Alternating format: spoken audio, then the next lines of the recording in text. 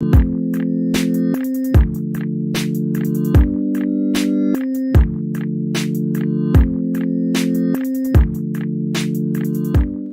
is up, guys? Welcome back to another episode of the Fantasy Fellow Show. My name is Kyle. In this video, it's June 20th. It's about 7 o'clock Central Time here. We're going to go over all of the major minicamp news that you guys need to know that's happened over the last couple of weeks. We're going to hop into a screen share here, and I'm just going to show you guys the article that I whipped together.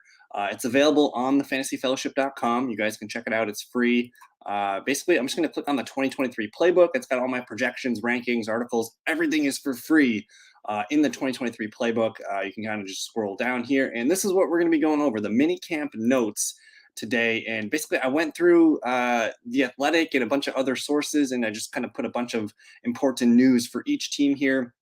Before we get to that, though, I want to shout out, thank you to, I don't know if you can see it on the screen, but Colton Slavy. I don't know if it fits on there, but Colton Slavy joined drafters.com. He was able to get his $20 match bonus. If you guys are new to Drafters, go to drafters.com, click on the link. There's the link in the description as well. Use the code. You're going to get a $20 cash bonus once you deposit money and then play a game. I'll get a $20 kickback, so it's good for both of us. So shout out to you, Colton. Also, Beamer and Bud signed up on my link the other day. So thank you guys for doing that.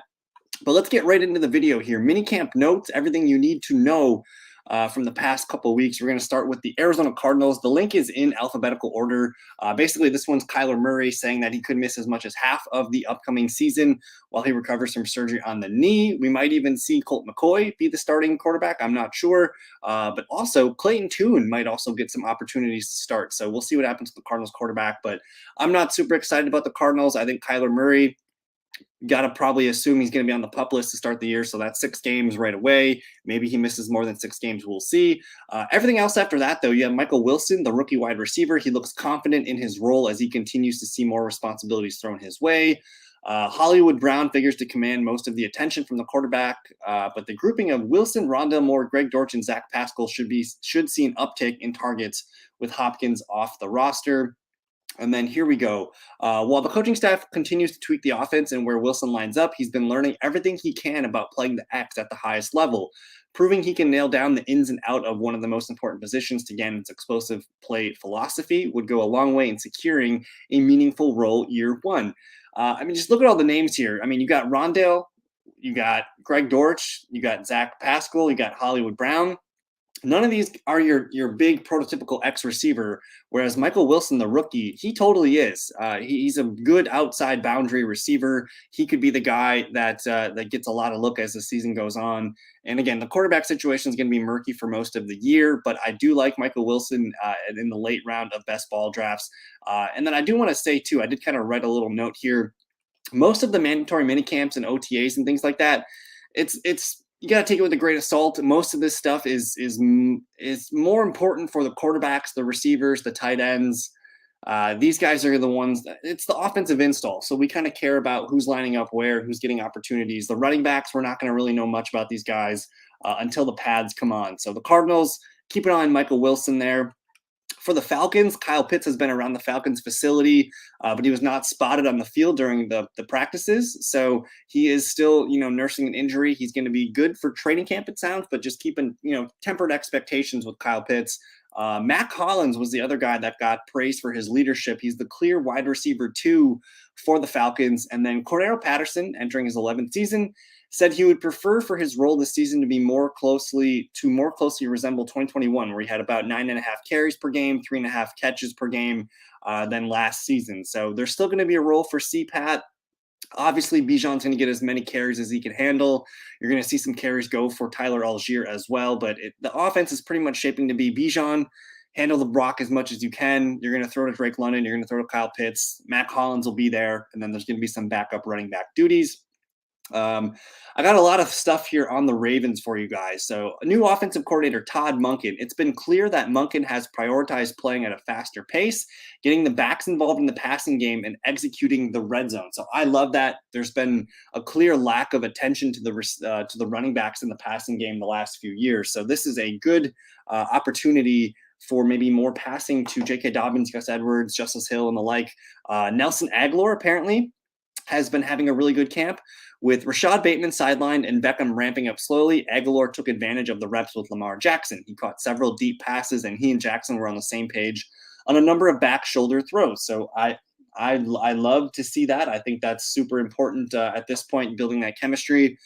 The other clear winner from the Ravens camp was Justice Hill. He was involved heavily in practice, running, catching, and special teams. Dobbins was not participating, and Edwards only did individual drills, so plenty of reps for Justice, who's guaranteed to be on the team with his special teams background. So I like that for Justice Hill. J.K. Dobbins holding out because of the contract frustrations. I don't know if he's going to be able to get it, but that's why he wasn't available. Odell Beckham Jr. was targeted 4 different times in full team or 7-on-7 work, and none of the throws resulted in completions. And then Rashad Bateman, he received a cortisone shot in his foot as he continues rehab from the Liz Frank injury last year. Hopefully ready for the start of training camp. Would be concerned if he's not ready by then. Nothing really to note on Zay Flowers either. It sounds like he had some drops in training camp, but again, he's a rookie. He's going to be fine. I do think he's probably, if you're going to draft one Ravens receiver, I do like Zay Flowers, probably the best. But it's Lamar, it's Mark Andrews, it's Justice Hill, and maybe J.K. Dobbins and maybe some Gus Edwards in there. The Buffalo Bills. Not sure what's going on with Stephon Diggs. He was excused from the first practice after frustrations arose about his role. He was back at practice the following day, but not doing team drills yet, just individual receiver drills. The guy that stood out in camp was Trent Sherfield. He has stepped up and been a favorite target of Josh Allen's. Of Allen's 12 attempts that weren't clear throwaways, he targeted Sherfield 4 times for 3 completions. Of the players vying to be the third receiver behind the starters, Diggs and Gabe Davis, Sherfield has stood out the most this spring. That's not to slight Shakir. That's Khalil Shakir or Deontay Hardy, as they've made some good plays this spring, but Sherfield has consistently stood out during open practices. And then one note here on Dawson Knox. He injured his leg on the first day of practice, but he was able to walk away. Didn't practice the next day, but it doesn't seem to be serious. So we'll keep an eye on that, Dawson Knox's injury. The Bills, again, there's not a lot of running back news in mini camps. There's no pads. There's really nothing to sort out. But keep an eye on Trent Sherfield. He might be a guy that, maybe he can compete for the third receiver spot. I still like Khalil Shakir. I like Deontay Hardy. Sounds like Sherfield's going to make the team, though, as at least the wide receiver 5. Carolina Panthers, Bryce Young has already won the respect of his veteran teammates. So that's a big deal here. Basically, everything that I read was Bryce Young has this humble attitude and he's doing everything the right way. It sounds like you got Adam Thielen and some other vets on the team that are really behind Bryce Young. He's going to be able to start right away. And then the note here is someone asked Reich if there are any players who surprised him with their performance this spring. Reich eventually and begrudgingly mentioned 2 guys, rookie wideout Jonathan Mingo and second-year running back Raheem Blackshear. Mingo is a big, strong wideout who should be an asset to Young on short crossing routes, while as Blackshear showed off good burst in the return game as a rookie, but he also has good hands and catch the ball out of the backfield, which, similar to Mingo, should benefit a rookie quarterback. So nothing too crazy here with the Panthers. Obviously, they have a young quarterback in Bryce Young. They got some veteran wideouts in Adam Thielen, DJ Chark. You also have Terrace Marshall Jr., who I'm starting to draft a lot in best ball.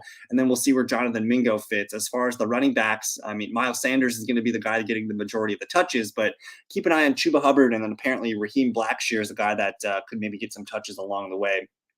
Chicago Bears. Justin Fields to DJ Moore. The rapport has been the best part of the offense this spring. There's going to be a growth opportunity for Justin Fields, and it sounds like he's going to be more accurate, throwing the ball this year. They're going to be willing to throw the ball a little bit more, I think, this year, especially with DJ Moore. He's going to lead the team in receptions, targets, yards, probably receiving touchdowns. I think if you wait in your drafts for Justin Fields and DJ Moore, you're going to like what you get. The other part here is Robert Tonyan. Tonyan has been pretty involved with the first team offense, setting up an expectation for more 12 personnel this season with the 2 tight ends on the field. Tonyan's not even being drafted in best ball leagues right now, but that could change, as we get to training camp and we see more Tonyan news and blurbs. But Cole Kmet right now, I'm not super excited to draft him. I think Robert Tonyan's enough to kind of take away from him. Kmet had a lot of touchdowns last year, but overall, this is not a high-volume passing offense. I think it's DJ Moore, and that's about it for me for fantasy. Claypool, currently dealing with a soft tissue injury. There's also a rumor going around saying that the Bears are unhappy with his performance and level of motivation. And then for now, Khalil Herbert is the RB1, but Rashawn Johnson, Deonta Foreman, we're going to figure out that battle when training camp comes around. You got the Cincinnati Bengals here. Irv Smith, if there can be a takeaway to an otherwise mundane, boring collection of practices this far, it was that Irv Smith moves quite well. You can spot the difference between him and Hurst, specifically in running the seam. There's no, I mean, it's pretty obvious. Irv's going to have a little bit more juice than a guy like Hayden Hurst. There's going to be a lot of opportunities for Irv Smith. He's not the greatest blocker, but when, the Bengals are going to be slinging the ball left and right, I think Irv's going to be an upgrade as a receiving weapon compared to Hurst. Joe Mixon. This one's interesting. The end game will be whether or not he's willing to realign his 12.8 million cap hit and 10 million in cash to the current state of the running back market. If he's not, the Bengals will probably tap into the veteran backwaters that are currently overflowing with victims of the philosophical shift away from paying the position. Essentially, this is saying Joe Mixon could get cut. And I mean, you got guys like Dalvin Cook. Cook's asking for 10 million, but Dalvin Cook, Leonard Fournette, Kareem Hunt, Ezekiel Elliott. There's a lot of guys out there that could come in for $5-6 million and do what Joe Mixon does. So if you're drafting Joe Mixon right now, I'd be a little bit worried. Unsure on who the RB2 is here: Chase Brown, Shaman Williams, or a free agent. I would bet my money that the Bengals are going to sign one of these free agent running backs. And then I have a note here that just says draft Jamar Chase. The Cleveland Browns. Deshaun Watson was the star. His wide receivers are pretty impressive too. And the Browns closed 3 weeks of what has essentially a passing camp with impressive showing from the passing game. Donovan Peoples-Jones was everywhere during Tuesday's practice, and Watson kept finding him. Elijah Moore, one of the new guys, was the most targeted player throughout the 5 open spring practices and caught just about everything thrown his way. You want Elijah Moore on your fantasy teams this season. The rookie Cedric Tillman is a big target and smooth route runner, and though I didn't see enough of him this spring to really say more than that, I thought it was notable that he was at least getting some reps with the number 1 offense in early June, which is very, very promising. He's going to be the 4th receiver, but I'd love to see him getting reps with the ones. Right now, I don't see either David Bell or Anthony Schwartz making this team. And then for running backs, Chubb is the guy. Jerome Ford is going to be given every chance to be the guy behind the guy. Demetric Felton is moving back to running back and will be in the summer mix, but we'll see what happens. I believe the Browns know they can find a veteran runner if necessary, but won't be in a hurry to sign one. So pretty status quo from the Browns here. We'll see if they are in the mix for a free agent running back as well. The Dallas Cowboys. Malik Davis. As of today, Davis is the most likely candidate to back up Pollard and pick up a big chunk of those 248 touches Elliott had last season. They did bring in Deuce Vaughn, but I think everyone might be falling in for the trap that, he's the coach's, the running back coach's son, whatever. I think Malik Davis showed enough last year that he's probably the best number 2 option on the roster. And I'm not going to rule out the Cowboys signing another veteran free agent running back. But for now, I would say Malik Davis is the RB2 on the Cowboys. A note here on Simi Fehoko. He was running with the second team offense, but it sounds like the number 4 and 5 spots are open. So Tolbert and Fehoko are going to be the 4th and 5th wide receivers. And then the big takeaway that I had here, Jake Ferguson. Ferguson was Dallas's number 2 tight end last year as a rookie, catching 19 of his 22 targets for 174 yards and 2 touchdowns. He started 8 games last year and could start twice as many in 2023. They drafted Luke Schoonmaker out of Michigan, which I think he's a decent tight end. He's a blocking tight end. Ferguson and Peyton Hendershot are the guys that you want catching the ball. So I think Ferguson, to me, when I get in the 18th, 19th, 20th round in my best ball drafts, I'm drafting Jake Ferguson right now for the Dallas starting tight end role. Moving on to the Broncos. Russell Wilson, noticeably slimmer, saying that that he's feeling lean and mean, which could be a good thing for his rushing upside. So I'm starting to buy into the Broncos offense. I think it could be a bargain here at ADP. Tim Patrick was already participating in full team drills during OTAs and mandatory minicamp, leaving him on pace to be ready for the season opener against the Raiders September 10th. It is hard to overstate his presence. He is the team's best blocker at the position, a player who can help Peyton and the offensive staff dial up mismatches when they use him in the slot. So don't sleep on Tim Patrick. They have 4 quality receivers here. You got Judy, you got Sutton, you got Tim Patrick, and the rookie Marvin Mims. I think you're going to see all 4 of these guys used heavily this year as the Broncos are probably going to rebound this year. I think their floor was last year. We're going to see them come up a little bit and be a better team. Greg Dulcich, it's easy to see him being more effective in the second season, and Peyton has said that the third-round pick could be a joker role in the Broncos offense that would seek to create mismatches for him against various defensive alignments. You should be drafting, shares of Greg Dulcich in best ball leagues right now. Samaje Perine is a more impactful threat out of the backfield than anything Denver had following the Week 4 injury to Javonte Williams, who continues to be on track for Week 1 return. Samaje is about an 8th or 9th round pick right now, same as Javonte Williams. You want to be drafting Samaje as your RB3, RB4 this year. He's going to get a lot of touches. He's going to be that kind of Mark Ingram, Latavius Murray role that we've seen in the past. Jameson Williams, he's going to miss the first 6 games of the year. If Amon-Ra St. Brown go, so Detroit Lions, my bad. But if Jameson Williams is missing the first 6 games of the year, and if anything happens to Amon-Ra St. Brown, Lions are in trouble. They only have Josh Reynolds, Marvin Jones, and Khalif Raymond basically guaranteed to make the roster. So thin receiver room, we'll monitor that. Jahmyr Gibbs has looked as advertised. So he's getting plenty of first-team reps at running back. And the Lions are going to basically move him all over the place. Sam Laporta, the rookie tight end, they're calling him an Energizer Bunny and the quarterback's best friend on the field. I don't think I saw him drop a pass, and he routinely finds ways to get open, with yards after the catch. And then just some notes here on Jameson Williams.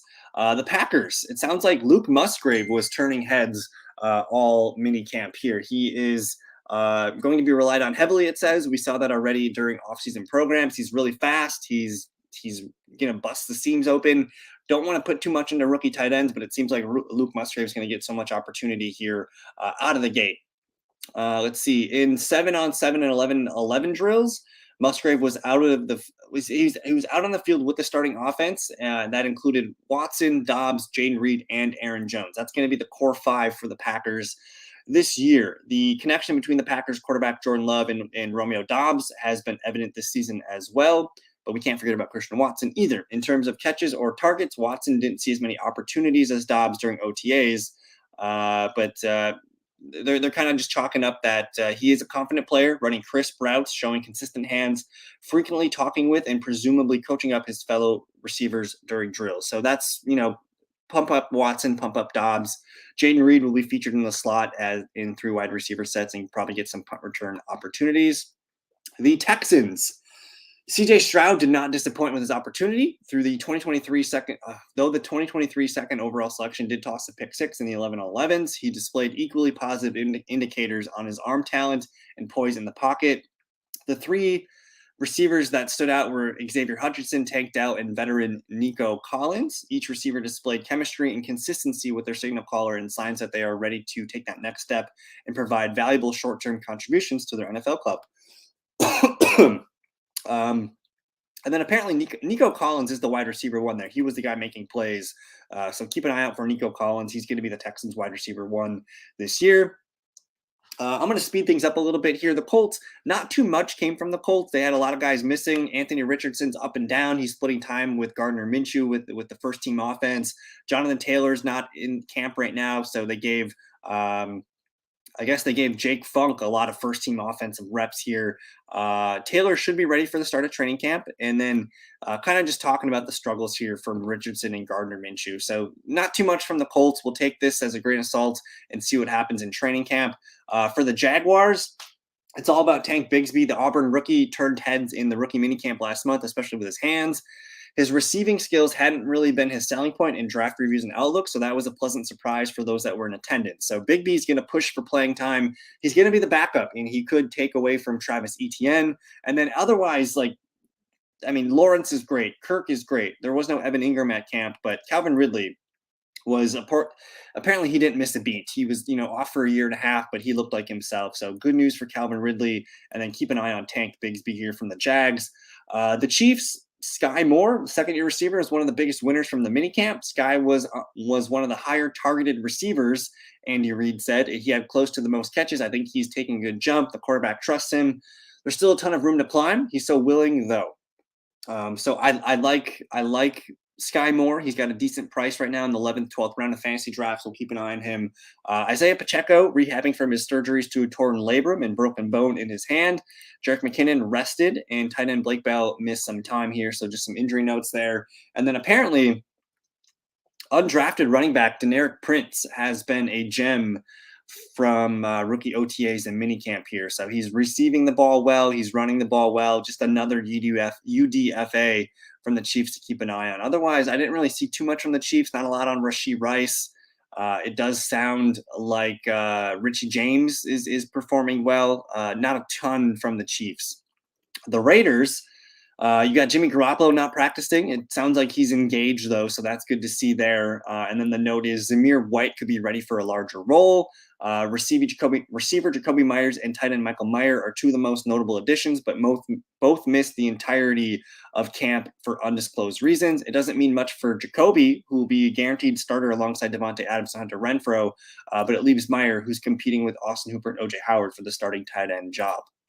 The Chargers are having a fun camp. They're going to air the ball out. It sounds like Keenan Allen, Mike Williams are dialed in. There's nothing to worry about Mike Williams' health. And Quentin Johnston has been a pretty impressive player from camp so far. But the biggest one that I want to share with you guys is the tight ends. My big takeaway from spring practices, the Chargers have some real receiving weapons in this group. Parham looked healthy and lively. Gerald Everett is coming off of a career season. And even Stone Smart made some plays. So tons of weapons. This might be the best offense the Chargers have had around them. You have Kellen Moore calling plays. I'm buying into the Chargers offense. That's my biggest takeaway from this team. The Rams, no Cooper Kupp yet. He did individual drills, but not 11 on 11s. It sounds like Van Jefferson's, settling in as the number 2 receiver.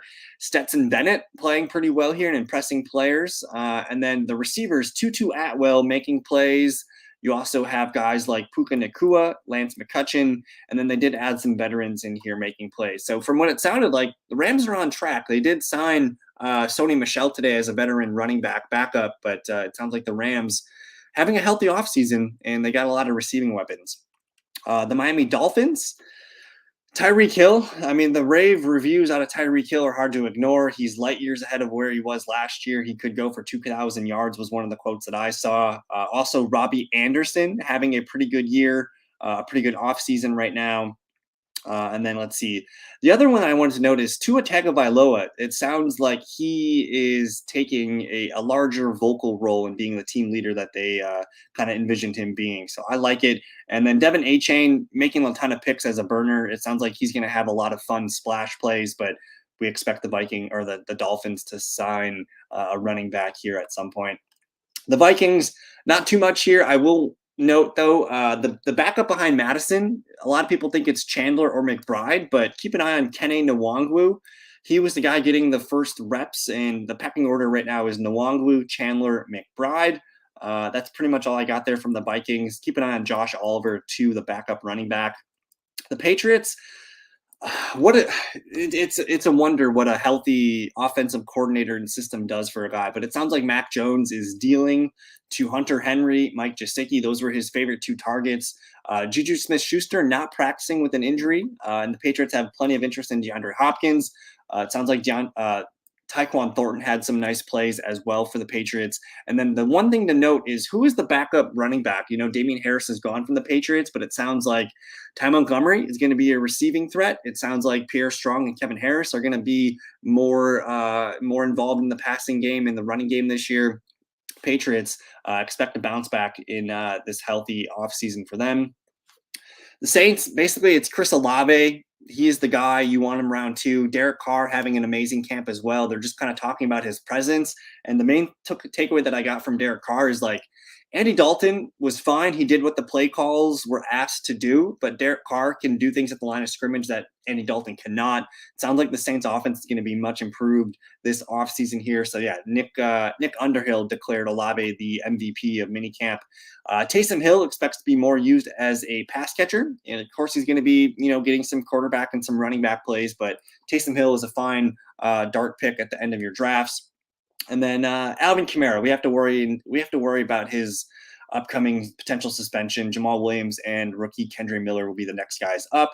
The New York Giants, we're going to shout out Paris Campbell. He was getting a ton of touches. He was getting lined up in the backfield, catching tons of passes. He was the best receiver in minicamp here. He had 15 catches over minicamp, 4 more than any other receiver in open practices. He's going to be used kind of like a Curtis Samuel role. Darren Waller is going to be a heavy target in that offense as well. The main note here is Jalen Hyatt, the rookie out of Tennessee. He worked with the third team offense, so I don't expect him to be a heavy part of this offense right away, maybe towards the end of the year, but he's not on my radar right now. Great to see Sterling Shepard practicing after his ACL, and his previous injury before that was the Achilles. So he's looking good. And then Saquon Barkley not signing his franchise tag yet. The Jets, good note on Jeremy Ruckert, who is taking advantage of Tyler Conklin and Uzama being out. Draft Garrett Wilson. He was the MVP of the Jets camp. Breece Hall, Randall Cobb, Miko Hardman, Zonovan Knight not practicing. And then there's a really good article here, 90 player notes here from the OTAs. Essentially, Breece Hall is going to be fine for week one. They might add a running back yet here. That's pretty much it. Let's see, the Eagles. Nothing really from the Eagles. It just sounds like Jalen Hurts is just continuing to impress and take that next step. They're trying to pump up Quez Watkins, and then I didn't see any notes on the Eagles running backs yet. So training camp will get some more notes. The Steelers, Allen Robinson was the guy that they were pumping up, so he's going to be more used as a slot receiver. We'll see what he can do here. I'm not buying the news yet. We'll see what happens, but he's going to be the number 3 receiver for the Pittsburgh Steelers. And then Jaylen Warren is a beast. The second-year running backs usually results in a body. Okay. The way he attacks the hole during drills is something to be seen. He looks bigger, but he says he's not. Doesn't matter because there's no way offensive coordinator Matt Canada can keep him off the field as much as he did last year. Buy Jaylen Warren. I'm not buying third, fourth round Najee Harris. You want Jaylen Warren on your team this year. Doesn't sound like Darnell Washington's ready, and then Deontay Johnson's not with the team at the moment right now. The 49ers, it's all about Brandon Ayuk. He was the stud. Trey Lance, not really looking great. Sam Darnold, not looking great either. It sounds like Brock Purdy's on track to play. So from 49ers camp, all I can tell you is draft Brandon Ayuk, George Kittle, Deebo Samuel, yes. Draft CMC. I'm drafting a ton of Brock Purdy right now because I don't trust Trey Lance or Sam Darnold. And then the last guy here, Jordan Mason, he stood out with Elijah Mitchell working through what appears to be a minor injury on a side field. Mason was the de facto number 2 tailback in the minicamp. That meant a lot of passes went his direction, and he looked natural in that role. So he might be the number 2, number 3 running back to keep an eye on there. For the Eagles, or for the Seahawks, JSN was as advertised. Draft him. I know his ADP is kind of all over the board depending on what platform you use, but dude's going to be a baller. He's going to be the starting slot receiver, more Tyler Lockett outside. Everything's going good for JSN. And then it sounds like DK Metcalf is like really dialed in. You guys can read this on your own time, but Metcalf was Geno Smith's favorite target. Buccaneers, I don't have a ton. There's a quarterback controversy still. Don't know if it's Mayfield or Kyle Trask, but otherwise the offense is Rashad White, Chris Godwin, Mike Evans. There's some notes there for you guys. And then with the Titans, there's a large gap between the Tannehill and his backups, Willis and Levis. I don't think we're going to see Willis at all this year. Maybe Will Levis makes a steam for QB2, but I think Tannehill might hold on to this job a little bit longer than people envisioned. Notes on Tajay Spears making plays, being lined up everywhere this year. I think he's going to be a playmaker for them because they don't have a lot of playmakers. They have Traylon Burks and Chig Okonkwo. Both look good, both making plays. So this Titans offense, it's Burks, it's Okonkwo, it's Henry, flashes of Tajay Spears. And then the final note here, Antonio Gibson's going to be a guy here.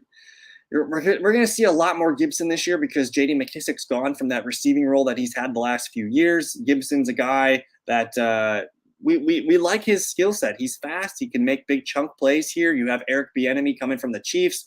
There's going to be more receiving work for the running backs this year. Gibson's going to be heavily involved. You're going to see Gibson and Brian Robinson both get a ton of touches this year.